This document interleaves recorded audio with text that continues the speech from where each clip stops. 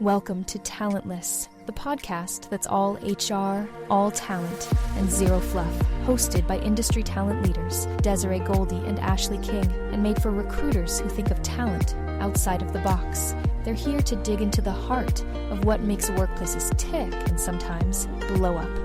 Welcome to another episode of Talentless, where we get into the real talk of recruiter talk, educating you with my co-host Ashley King. And today we are going to talk about HR conferences. Oh, it's very tricky, right? We went to HR Tech and then we went to RecFest, which we had an amazing time. Thank you, Jamie Leonard. But medium thank you, Jamie Leonard. I still have yet to recover. But we do want to talk about the outcomes of these things and what you should learn from them and how you do it responsibly. I think, HR conferences are something to be able to take on that amount of vendors, that amount of speakers, that amount of everything. You really have to get in the room and have a plan and figure out what your goal is. Am I incorrect? No, so that's what I was going to say is first we need the audience in town. What is the purpose of a conference? Right. What was the problem that it was created to solve? Why do we have conferences? And in my mind, three things I think come to mind, and that's going to be community, obviously. Yes, absolutely. The people that you meet, the people in your wheelhouse that can help you and build community. There's that. I think that it's inspiration. So the speakers, the people, are they actually teaching you? Are you getting educated? So there's that educational lens. And then the other one is the innovation. So maybe that's actually inspire. Maybe it's, it's the inspire. It's the inspire. Thank you, RecFest, for that stage. But also the innovation that comes from once you have community, once you have all these things, now we can create an innovative space. Right. And that's where... And for me, that innovation is what did you take from that conference and are you doing anything with it? Right? Yeah. What did you come home and sit at your desk and be I just traveled for 4 days. What did I get out of it? And how can I put that into practice? I don't think we're doing that. We're not doing the follow-up action as much as we should, right? I think me and you did, but is everyone doing that? Let's start back at your first one, which is community. Let's start there. Yeah. The people you meet. And I think that is essential for me. Believe it or not, people call me a recluse in my house, but I'm actually a community person. I want to see you in real life. I'm not going to lie. IRL Desiree scares me. Why? Oh my God.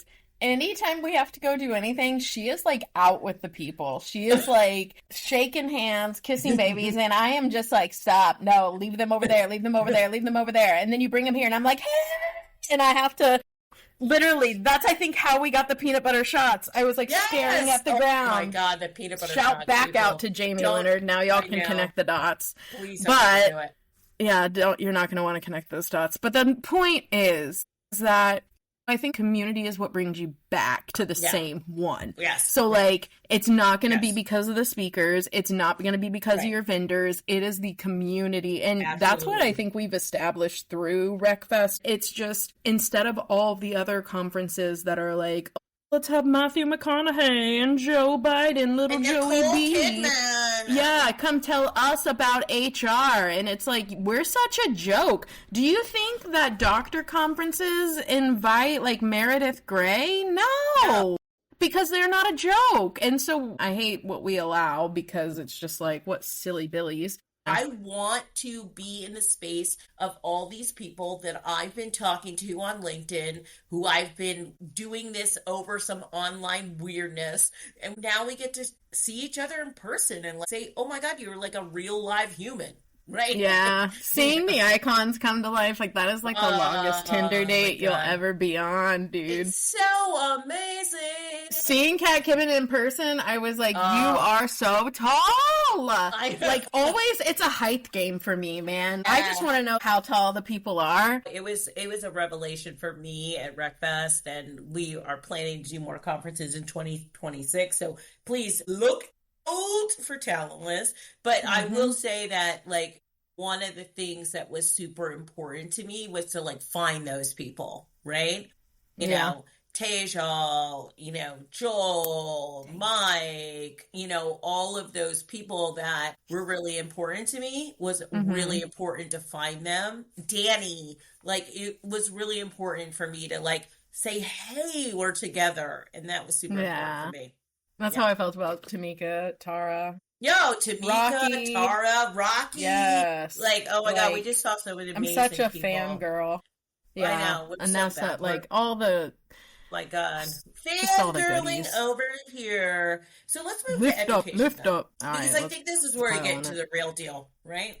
Let's talk about education and what these conferences do or don't do. What do they do? Well, and because I think that the answer to this is embedded in the community. So, like, if I'm surrounded by numbnuts, then obviously the education I take from this isn't going to be great if whenever I leave the talk and get inspired and go sit out at a table with a whole bunch of nincompoops that either don't understand or can't apply or don't see the relevance. There's like that piece, but then there's also like that front piece. So like that scenario can only happen if I'm inspired by the talk, if the speaker is a decent speaker, if it's someone who's actually educating me. And it's wild because I think about the Matthew McConaughey's, I think about the this and the that's, and I'm like, what do you know of people working minimum wage and attriting every single day with recruiters who have to have KPIs over 200% because of how many replacement roles they have to do? Like, what could you possibly know? And maybe that's some of me being like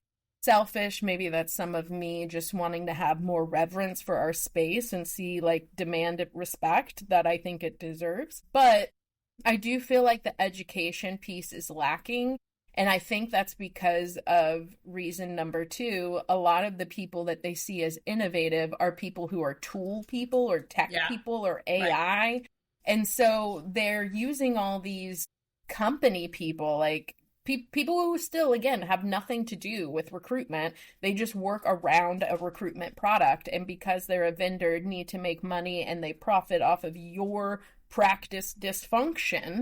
They get the talking point and everyone thinks, ooh, I want to see practitioners. I want to hear people solving people problems, actually handling recruiting, hiring managers, actually handling like all this stuff. One of the great people on our stage was Erin Matthew. So shout out Erin. Yeah, she did great. She did talent intelligence, right? Yeah. Like, you're a data nerd, right? So I know it. I know. So, but like those living in those moments, so you're actually teaching somebody how to do something that they probably didn't do before is so essential. But I want to go back to the one point that you said that was, I think for me, stands out is the reverence of talent. Like if you don't hold it, if you don't think we're important, we put a bunch of BS in front of you. Right. And we continue to do that. We continue to say, let's put the Matthew McConaughey's. Poor Matthew's going to be on the show and be like, please stop talking about me. Just tell Priya I say, hey. I know. But Priyanka. The thing about that is like, if you really hold this function dear and you're building a conference, you should build it around education of what is missing, not on the fluff. Right. Yes, you can have a big lead name doing that like psychology of the universe, but I need the rest of that to look like you are doing something for me to go back to my desk and make sure that I know how to do my job better. Well, and not only that, but what is the possible story that they could tell that would impact my actual work product? I mean, inspiration, man. Okay. But that's what I'm saying. These are all like fluff pieces. None of this is targeted for what I came and had to pay for that name to be on that stage. And these conferences are so expensive, right? Oh, they're hella expensive. If we don't get paid to go, we don't go. I know. It's pricey.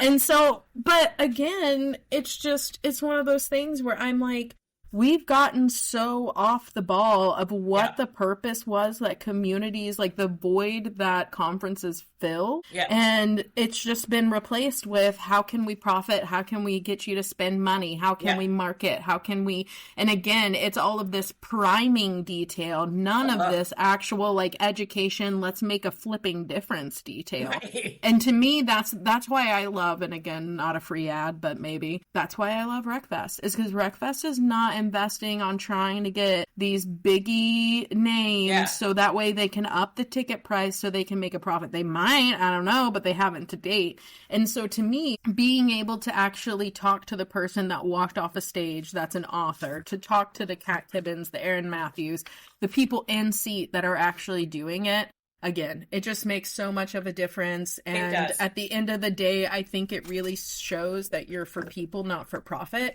because making profit in the conference space is easy. It's really not that hard. Easy. There's a method. There's a whole entire algorithm to all of it. It's simple. Yeah.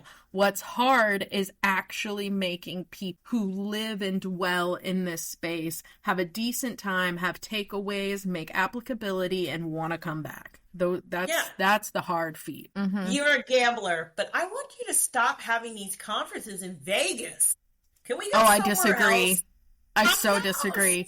As a mother of two whose partner will not gamble, if it was to, like, every time I put down a penny, he's like, that was 3 hours of work. Like, I don't need you doing ratio math business, like, while I'm out here counting cards. I knew you were going to argue with me. I love me some Vegas because it has something for everybody. Like, and if it don't, you can just sit in that hotel and just linger, cranberry style. I'm not mad Nashville at it. Was awesome. I'm sorry. Yeah, that is a very clean NOLA if you've never been. Yeah, is like the comparison, I would say. It's just a clean NOLA. It is very nice.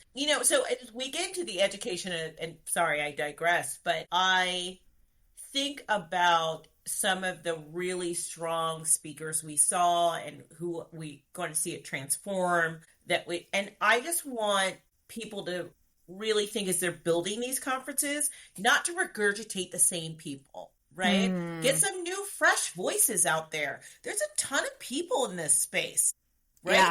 So get some fresh speakers out there. And not everybody wants to speak. Not everybody wants to be on stage. But I think approaching some of these people who have, and I hate to use this as a key metric, but, have some decent following. Yeah. No, I agree. And here's my thing is like, we've got to get the people already in the mix, right? Yeah. Like, it's not something where you can just find a good speaker and be like, okay, talk about this. Yeah. It needs to be the other way around, which I feel is what they're doing with the McConaughey's of the world.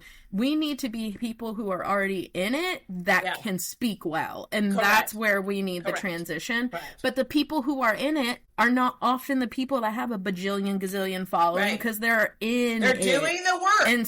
Exactly. And so, I mean, you do have the Bonnies and the Tejals of this world that are like out there with their doing the content and stuff like that. That's where your girl fails. But the one thing that I think about the whole conference portion of everything is just, I think we also need to start, if the purpose was always community, education, and inspiration and innovation, like that little pot, to me, I think we need to see different mediums. I think everything is a talk at you 30-minute slideshow. I think we need to have interactive sessions. I think they need to be things where we're actually communicating in a room and having contact theory and learning from one another. And I think whenever I think of a RecFest, I feel like that's the next step. I feel like the next step is creating rooms that actually inhabit this, facilitate it, versus just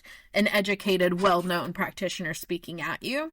Yeah. Something to where they actually, I would love to see them change a stage into like a workshop room that's just consistently facilitated.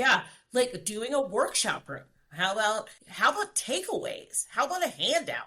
And some of the people do it, but I think if you organized it around that, because then that to me says we're intentional about learning. Right. We're intentional about wanting this to be a space. Right. Enter Jamie Leonard. Sorry. I know. When you do the work with Talent Ed, and as we talk about that, like that's some of the things that we could take away. How do you do a right intake call? How do you do? Because I think that recruiters don't understand the fundamentals of how to do this work, right? Yeah. Like they don't understand the basics. And so maybe there's a stage that's like recruiter education stage. and you're workshopping all day or you're doing some of that. I think that would be super impressive. I think for me, I would go to that conference in a heartbeat. And obviously we participate in that conference, but I would be on that stage telling people not how to do your job better, but definitely give you the insight of how you can move forward and level up your game, if that makes sense. I want to get a little bit before we jump into Inspire and like that innovation period. I want to talk a little bit about what the feeling should be when you go into these conferences and how that spiel that they give you on may not change you. It may not affect you, and what happens if it actually does. And that's the Inspire piece. Yeah, so I think whenever we think of the talks or the spiels, I think we first need to separate who is here for what and what's their motive. So like 90% of speakers at your average conference is going to be some part of tech or tool that also had a booth that now gets talk time because they paid so much XYZ amount. Right. So the first thing you need to know is this person is not an actual talent practitioner, but someone around tools, product, whatever. Their whole kit and caboodle, and I say this all the time, I'm going to say it again, is to profit off of your practice dysfunction. The only time you need XYZ tool is whenever XYZ doesn't work in your practice. That's why the tools you need are different for every business, are different for every whatever it may be you go into. And so with that in mind, you need to kind of have discretion almost with the talks you're hearing. Not to say that you should be like, I'm not going to learn, la la la la la, but to say like, I need to get in the perspective of this person so that way I'm not just absorbing all this and thinking, oh my God, this is the only solution that can do it. No, this is the solution that they're serving you because it serves them. Absolutely. And so sometimes I think we need to get out of the headspace of thinking everyone on stage is a hero and knows everything.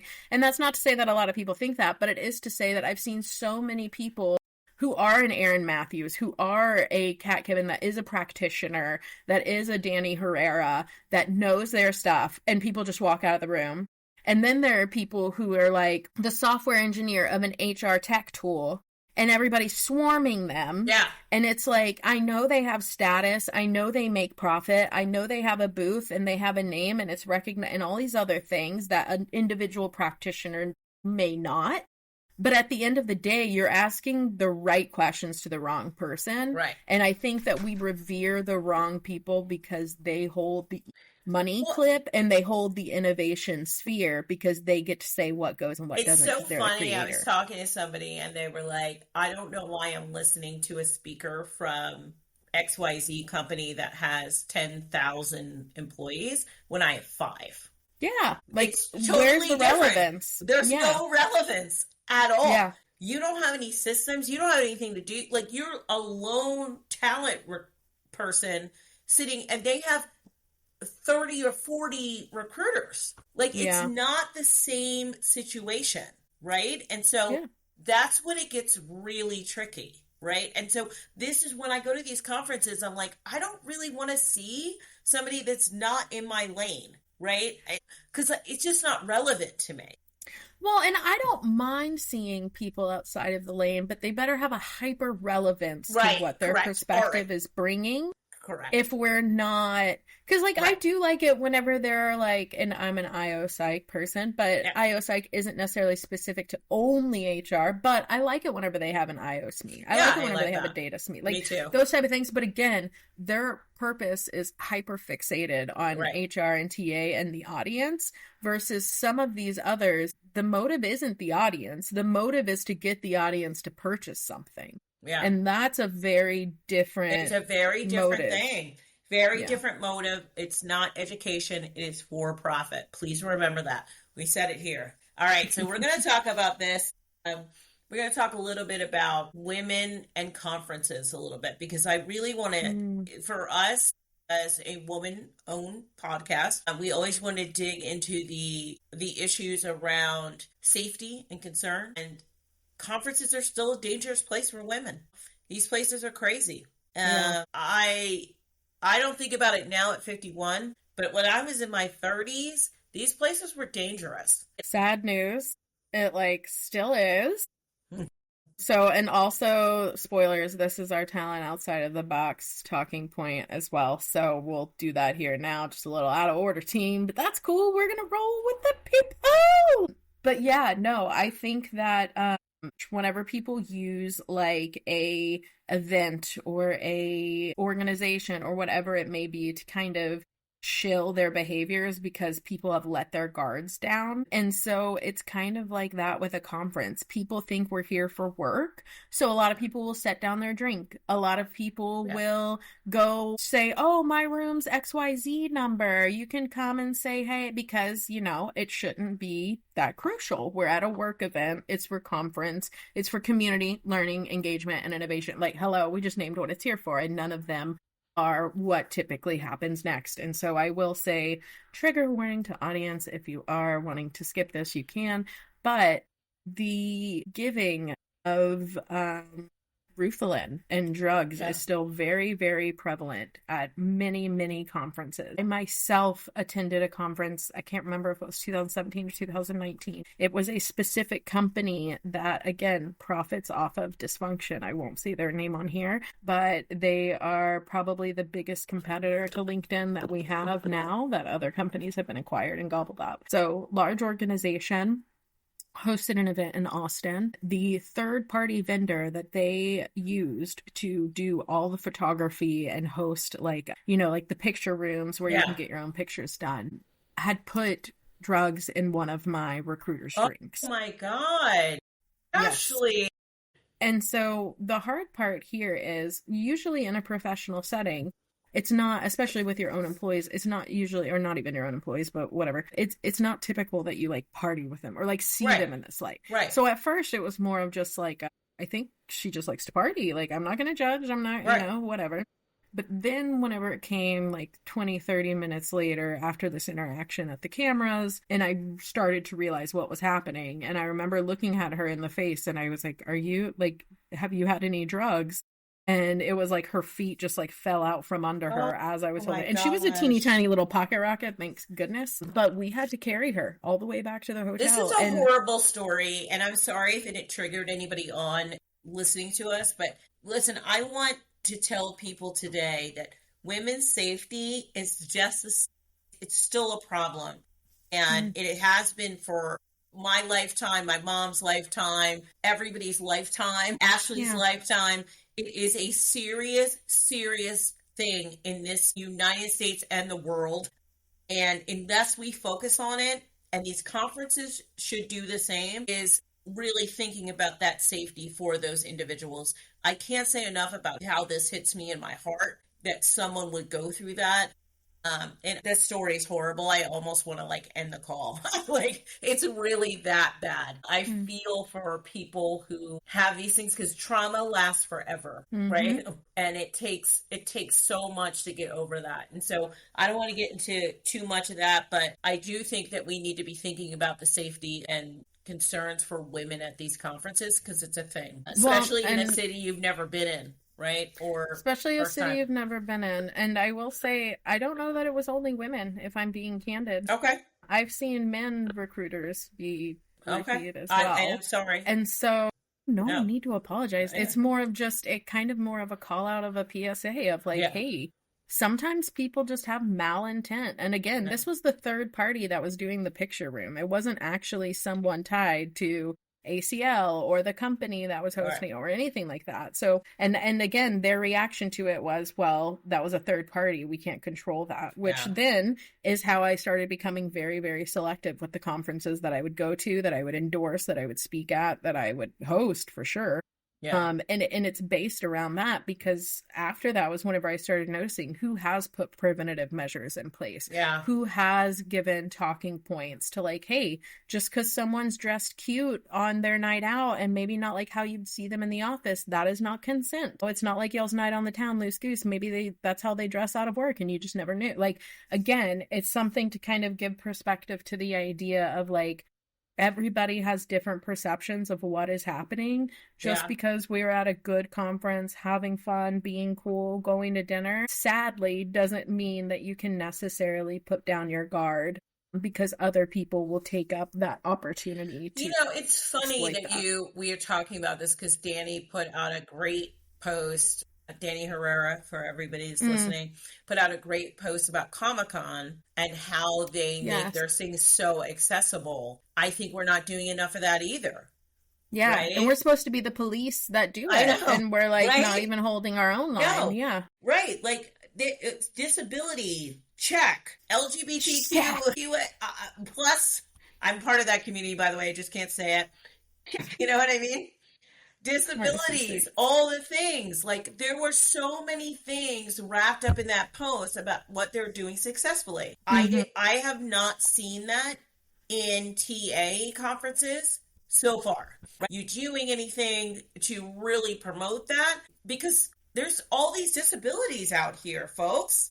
Here's the community that you're trying to serve. Serve it. Yeah, agreed. Serve it. Because honestly, anytime you have a conference that isn't going to be available virtually, it's automatically right off the bat going to have a hard time for inclusion, because now that means those who can't travel or have autoimmune disease or like such a list of things can no longer participate. And so it's just giving FOMO, which, for some people, they have to cut their losses. They have to say, okay, well, we have to do this, we have to do that. Not that it's okay, not that that's the thing, but that's what I think we hear the most. But if we are going to have an in-person event, let's make it at least somewhat accessible to most that truly show up. Yeah, right? For sure. Let's do that, right? Let's try to make it inclusive. And I'm going to use Katie and Jackie's term here, but let's make it inclusive AF, right? Yeah. Because that's important. That's super, super important. So now I want to get to the inspire part as we start to round out this episode. But the inspire and innovate and do something once you've learned something. What are your thoughts on how you take away something that you really needed from that event and implement it now? Now, what do you do with that information that you took a bunch of notes, you come back and you're like, oh, I have this notebook. What do I do with it? Yeah, so I think there's a few things. One, you have to think of the headspace that you're in as you're absorbing and learning, right? Like that's always going to prime what we take in, because if you just had a conversation that gives you a little bit of recency bias, you're going to pay attention to one end of this talk that you may not even catch the other end. And so that's another reason why I think virtual has its niceties, because it can be recorded, it can be rewatched, you can digest it multiple times. And so that kind of allows for that learning and applicability and even sharing with your team.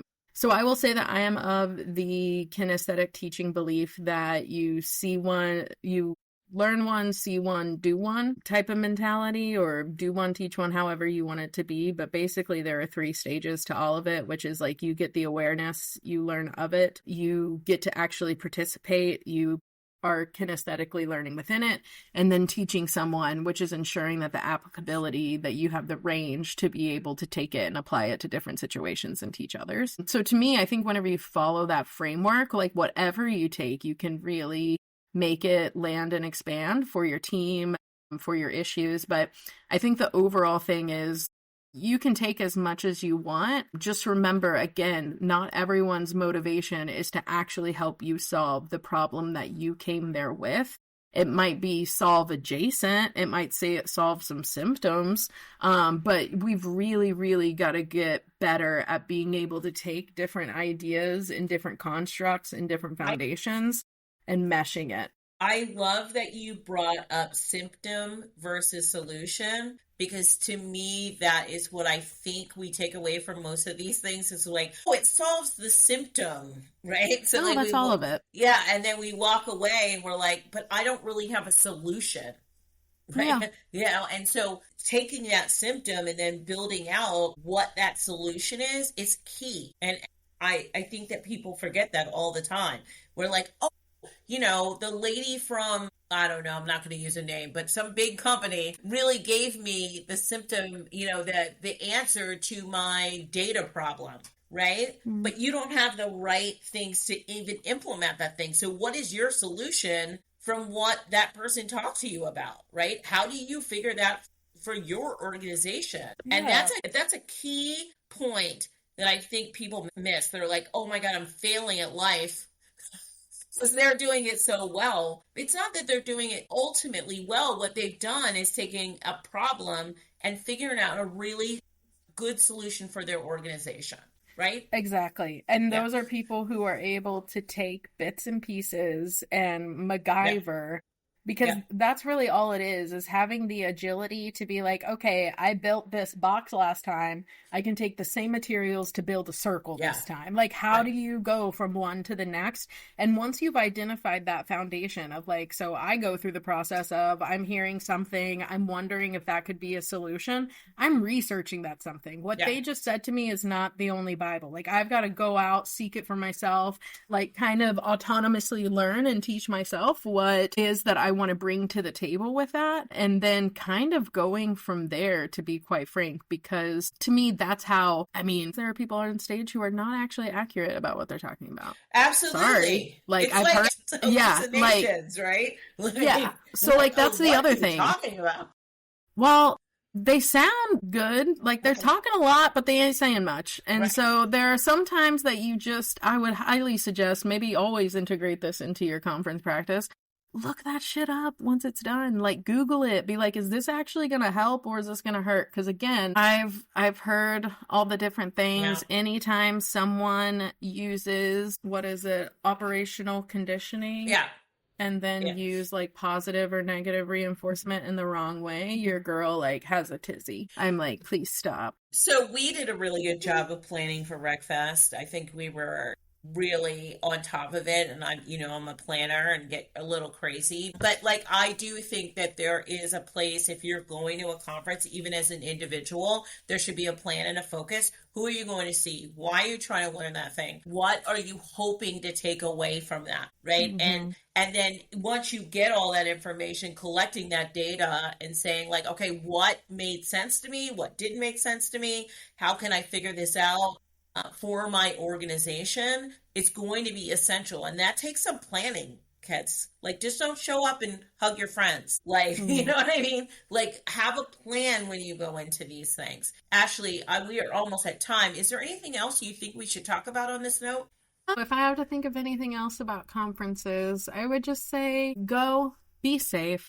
Know what you want to go for. And honestly, like, okay, I kind of agree with that, but I'm also the opposite of Des. So, like, I don't plan. I hate planning. I actually think it's trash. I'd rather just show up and then just, like, let whatever happen, which is why I enjoy going with Des, because she has everything planned. So I just get to show up and be like, this is great. This is number one thing. I love this so much. So, hey, even if you don't show up with a plan, just, like, go out and go where your heart desires. Yeah. But I think my big message isn't necessarily to the conference goers. My big message, aside from the PSA, but my big message is to the conference creators. Like, get real people who know real stuff and care about the real job. Yes. And then on top of that, start taking care of your real customers by saying, hey, we're aware that this is a cultural problem in the US overall, regardless of what kind of conference it's for. And so because we know that data, we're going to take extra precautions. Here's the little nail strip that you can put in your drink and make sure that there's no roofie in it. Like, here's your go bag. And it's easy to do those type of things. It's just a matter of, do you care to? And again, to your point and to Danny's point, it's really not something that we see in the HR culture as we should. We see it in other venues and in other groups where, they've had exploitative instances to where it evokes that. But why are we waiting for that? Yeah. Why are we waiting for that? Why are we being reactive? Be proactive, folks. And so this is my message again to conference creators as well. It's like, let's be proactive. RecFest, I think, has broken the mold a little bit. So let somebody else take it to the next level. Let's do something really awesome. Anna Morgan's doing some great things out there. Yeah. There's some really great moments happening that we don't have to be subjected to the traditional vendor-goer relationship. We can build this to be a better conference experience for all, and let's do it. Why not do that thing? And if you're going to invest the time and the energy and your team's time to build these conferences, because they take a lot of freaking work, right? Oh, yeah.